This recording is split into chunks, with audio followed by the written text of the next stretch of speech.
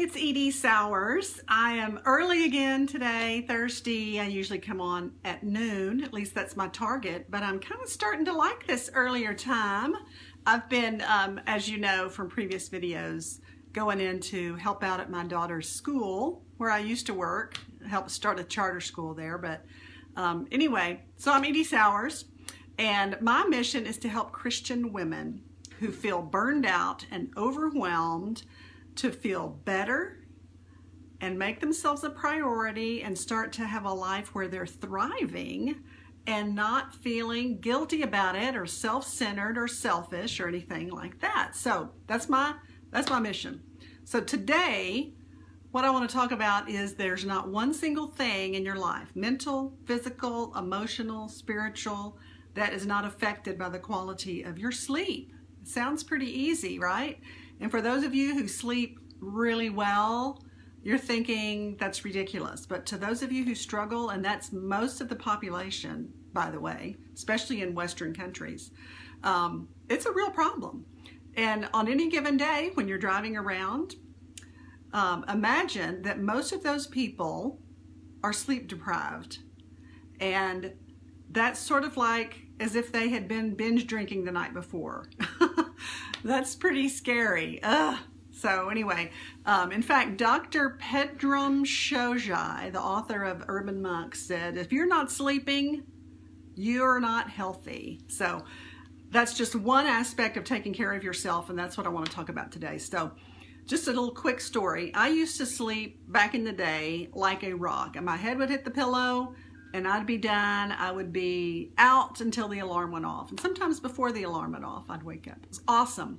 But then about 15 years ago, that started not being the case. And I started suffering physically, mentally, just all kinds of ways. Without sleeping well, you have a lot of problems that you can feel every day.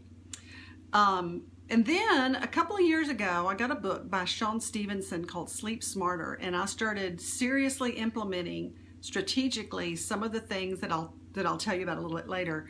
And it started making a huge difference. And so I'm sleeping well again. And now Doug and Mary are like, Mom, it's okay if you're perky in the morning. Just don't expect us to be perky like you are.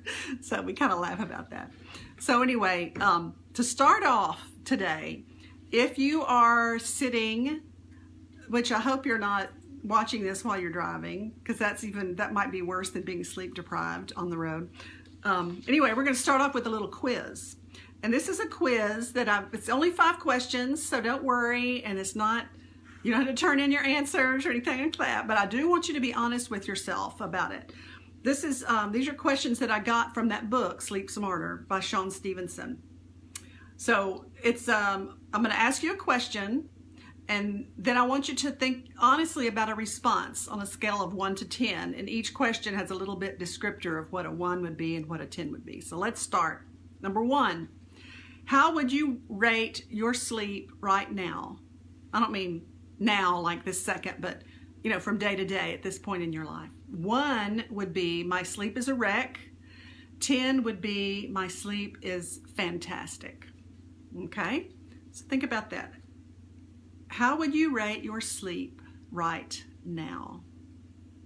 1, my sleep is a wreck. 10, my sleep is fantastic. Number 2, how do you feel physically when you get out of bed in the morning? 1 would be lots of pain. 10 would be no pain in sight. Okay, think about that. So the question is, how do you feel physically when you get out of bed in the morning? 1 is lots of pain. 10, no pain in sight. Good. Number 3, how is your energy when you first get out of bed in the morning? 1 is totally drained. 10 is totally refreshed and ready to take on the world. Number 3, how is your energy when you first get out of bed in the morning? 1 is totally drained. 10 is totally refreshed and ready to take on the world. Number 4, only 2 more. Number 4, how do you feel mentally when you get out of bed in the morning? Number 1, foggy and agitated. Number 10 would be optimistic and happy. Number 1, so the question is, how do you feel mentally when you get out of bed in the morning?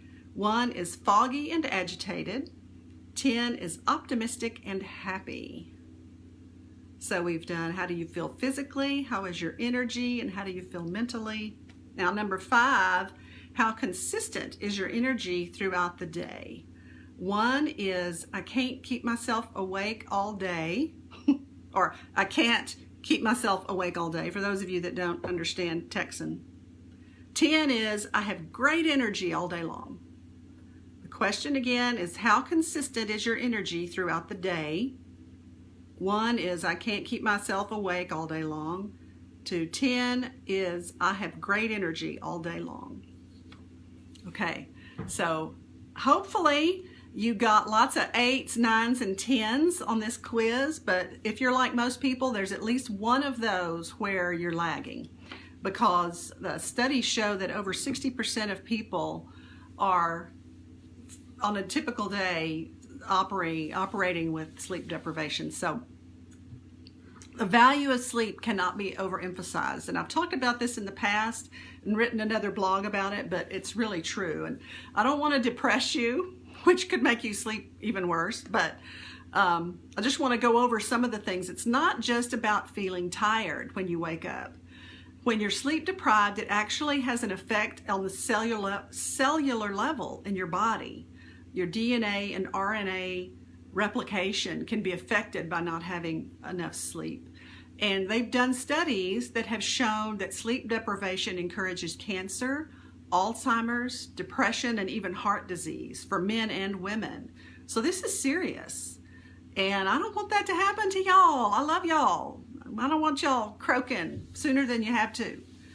So evidence shows in Western countries that people are sleeping an average to 1.5 to 2 hours less than even just a century ago. So think about that. Back in the day, so a century ago would have been, what is it, 2019? So, gosh, 1919, so like right around World War I time. So think about that. 100 years ago, people were getting 1.5 to 2 hours more sleep every night. Sounds pretty good. So more good news on the horizon here, not to depress you, but sleep deprivation affects your hormone function, your blood sugar levels, and of course, whether you're going to be able to lose weight or not. That has a huge impact, and I know that that's a concern for a lot of y'all, women in particular.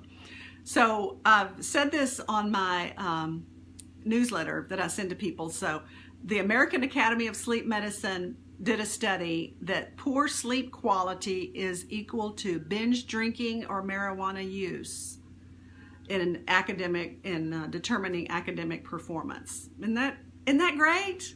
So you're probably thinking, well, I'm not a student anymore. I'm not in college, so that doesn't matter.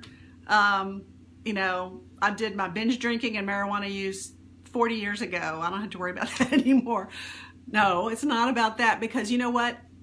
Even, I don't care if you're 90 years old, like my mom, she's constantly learning. Everything that we do requires the ability to learn new skills and to perform and be able to have a good brain function for everything that we do. So that is really important.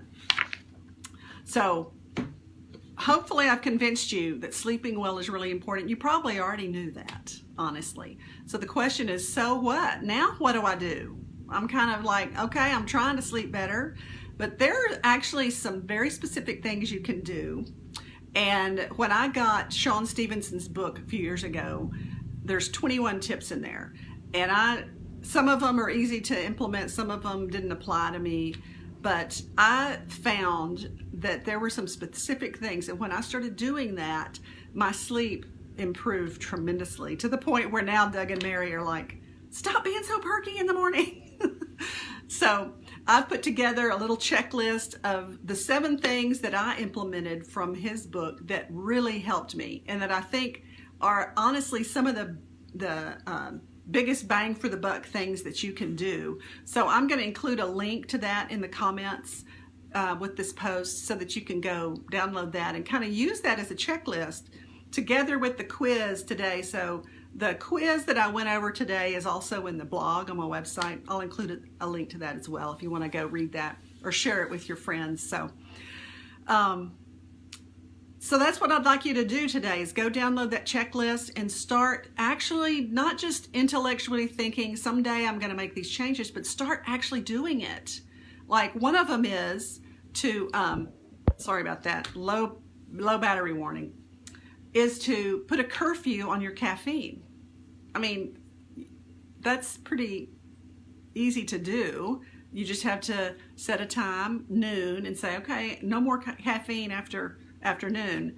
And that doesn't mean that at 11 o'clock you're like, oh, I've got one more hour, I've got to have like 5 cups of coffee to keep me going through the afternoon. That's not the idea. Anyway, so download that checklist, start making some changes, and let me know how it's going. I'd love to hear from you about what changes you decide to make, and over time make note of what the differences are. You may not see an immediate difference in one night, but if you just make some notes on your calendar or in your journal about how your sleep is now compared to what it becomes a month from now after you implement these changes, I bet you'll see a big difference. So thanks again for tuning in. Share this with your friends if you know somebody that struggles in this area, which is most people.